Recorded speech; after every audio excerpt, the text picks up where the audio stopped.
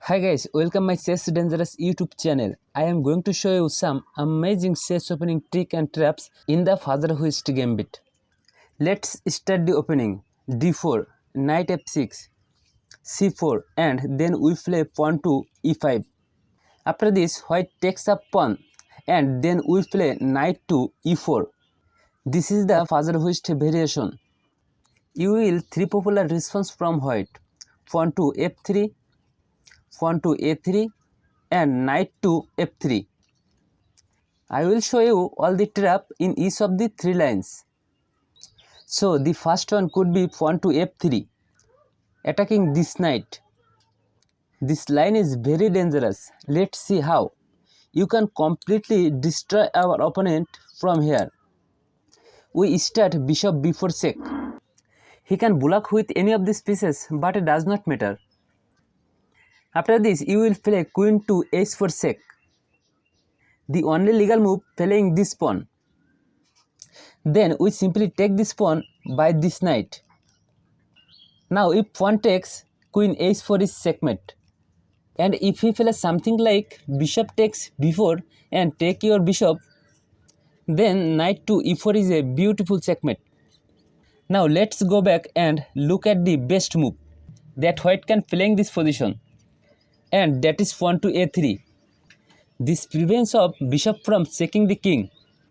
From here you play pawn to b6. It seems like a horrible move at first sight, because we are allowing this queen to poke our rook and knight. But this is how you will set up our trap.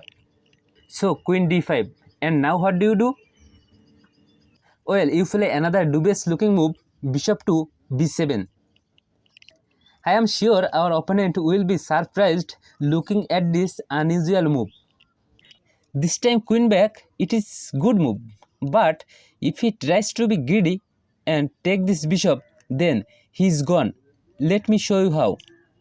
After queen takes bishop, you will play knight to c6. By now, white realizes that his queen is in a trouble. The only safe square for the queen is a6. Then we play knight to c5, attacking the queen. Now again he has only one safe square to go, that is b5. And now after a6, believe it or not, this queen is trapped. Ultimately, after the captures, you have a queen for a knight and bishop. Now we have one more interesting variation to look at. Going back in this position, white play normal developing move like knight to f3. This time you will go in the same idea but slight change. Let's see what that is. First you will play b6 as usual, enticing white to go for queen d5. Then bishop b7, queen takes, then knight f6. Then as expected, this queen looked to escape from here. And now comes a twist. You need to be very careful here. You cannot play knight to c5, because then the queen is going to save square from here. Therefore, you first need to play this in-between move, bishop to b4 check. White block this check and you will simply play knight to c5 and attack the queen. By bringing out the bishop first, you keep control of this a3 square and prevent the queen from escaping this way. That's why this move is very important. Before playing knight to c5, as you can see, now white has no option. He will have to move his queen, otherwise we can simply take it.